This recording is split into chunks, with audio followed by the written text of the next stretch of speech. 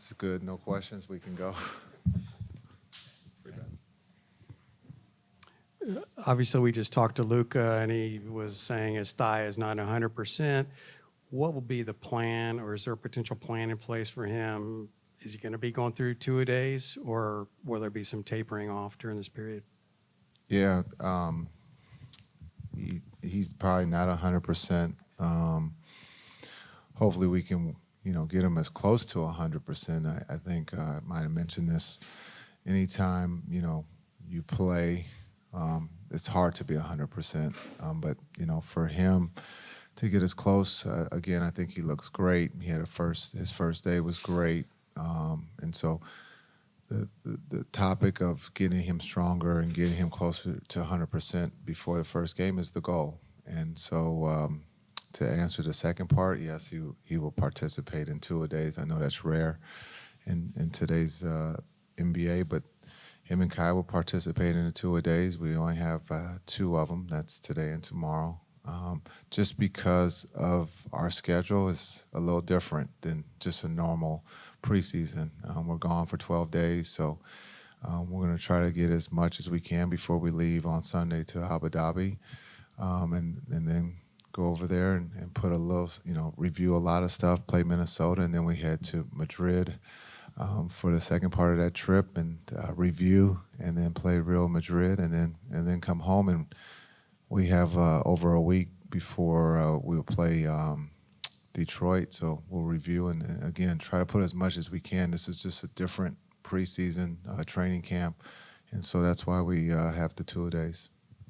Hey, Coach, with a bunch of new players this season, who are you looking for to be leaders on the court, especially defensively, with a bunch of new guys? Yeah, we do have a lot of new guys. Talking to those guys with the meeting yesterday was, kind of eye-opening how many new guys we have.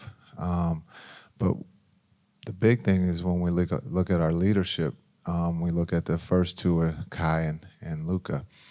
And then, when you look at Grant Williams and Timmy, Seth, we have vets, Derek Jones Jr., guys that have played in this league. And so we're going to lean on those guys early and often.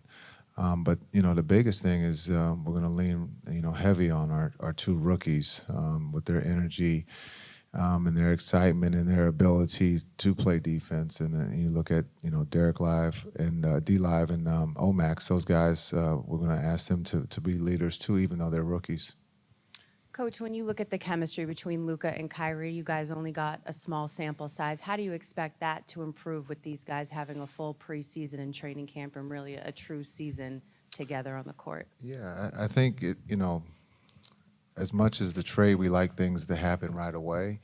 But, we will continue to grow that relationship. There is a relationship. And so they've had the summer, and now they have preseason to bond, but that's the big question: can they coexist? And it's not that they don't coexist; it's the group around them.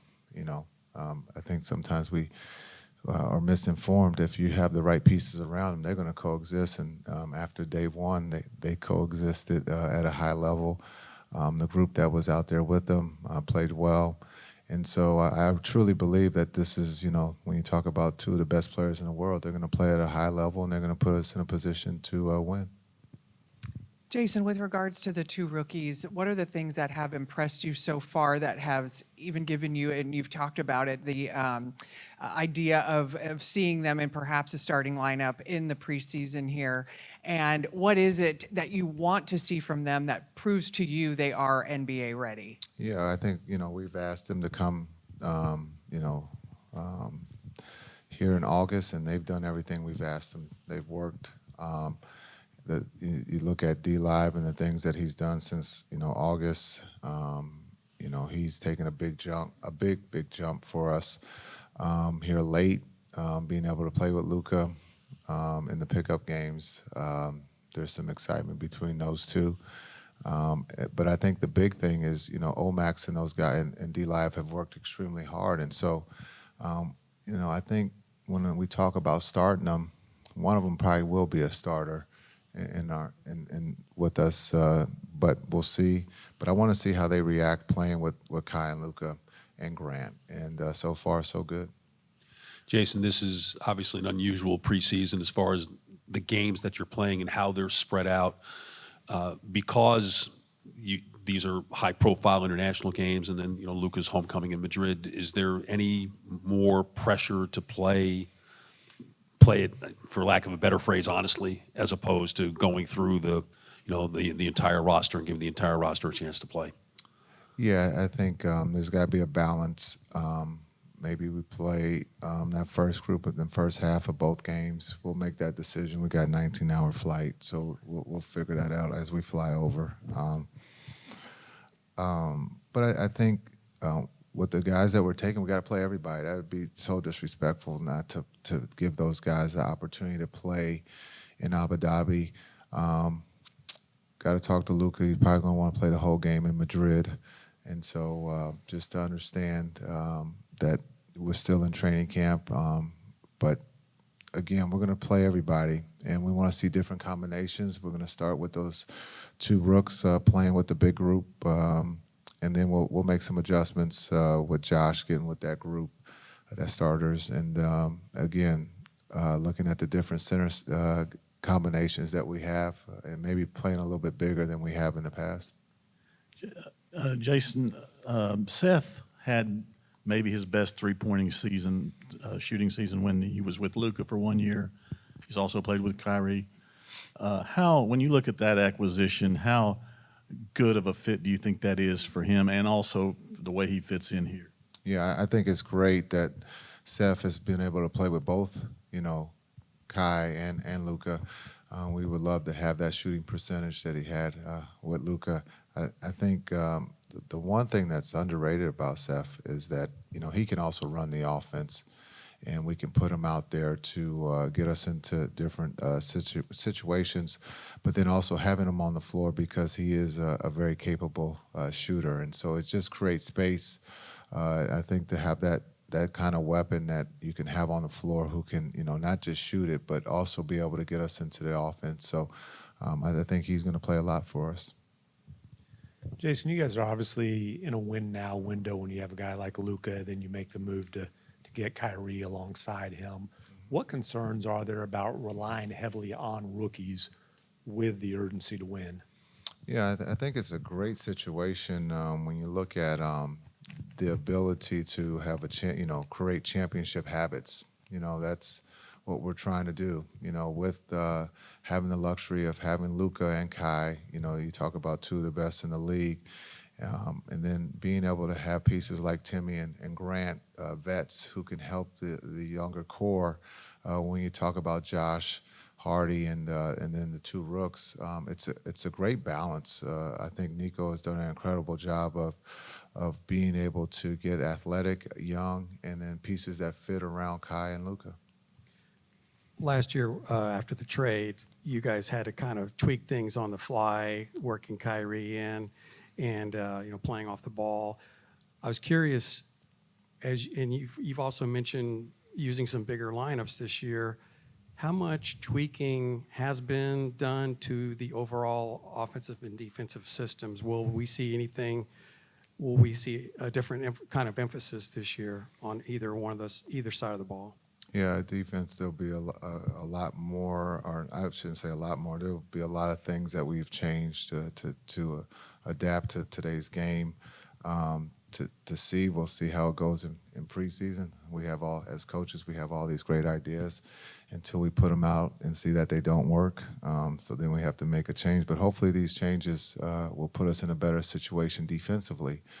When you look at being able to rebound the ball, was something that we've always struggled with. So hopefully some of these things that we've made adjustments defensively will put us in a better situation of being able to rebound the ball. Offensively, I think we're on a historic pace when you look at what Kai and Luka are on the floor. It's one of the best offenses in the league. I don't think that's going to be an issue for us scoring points. It's about getting stops and being consistent, and that's the thing that we'll talk about in the film room and on the floor, is being consistent and helping one another on the defensive end.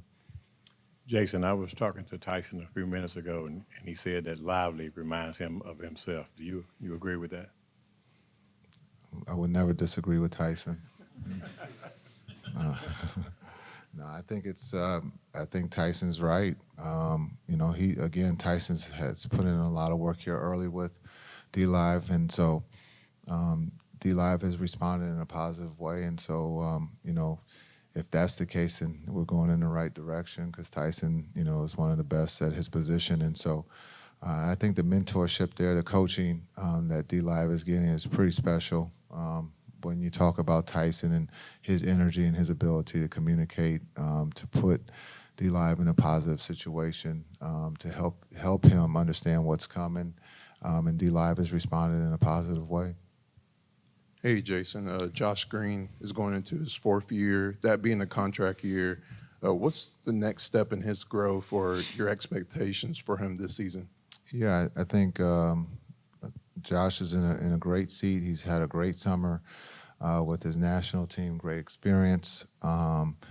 Looking at being able, to pick up where he left off, shooting the ball at a high clip, and then also being able, again, I talked about Seth, but also leaning on Josh to be able to run the offense and get us in certain, plays. And then being able, again, Josh's energy, 50-50 balls, being able to get us extra possessions is something that we're going to need from him. And then defensively, being able to guard, the other perimeter, offensive threat is something that we're going to ask him to do. And I think he's up for that challenge. Again, the growth since we've been here for Josh has been great, and he's done the work. And we're going to continue to, keep giving him more until he tells us that he's had enough. Jason, in Las Vegas, Derek Lively, it seemed a couple points of emphasis were his ability to execute in channel 1 ball screen coverages and also veer switching. What did you see from him then, and what have you seen as you've watched film with him ahead of the season? Yeah, I think just his ability to comprehend the different defenses when you look at the channel 1s, and then also being able to be on the perimeter as a 7-foot guy and be able to guard the ball. And so it gives us the opportunity to be able to switch a little bit more, and then trust, for him to be able to guard the ball and being able to not give up threes. And he's done a really good job with that so far. We'll do last question with Steve. Coach, what are your initial impressions of Joe Weiskamp? He's got some experience in the league with the Raptors and Spurs. Yeah, Joe shoots the ball extremely well. He plays hard. He understands how to play the game the right way, and so we're very lucky to have him in camp. And again, everyone who's wearing that uniform is going to get a great opportunity to showcase their talent, and we're going to put them in a position to be successful. But Joe is very dangerous. He's one of those guys that you can't leave open, and so he knows how to play the game. As you said, he has NBA experience, and we're very lucky to have him in camp. Thank you.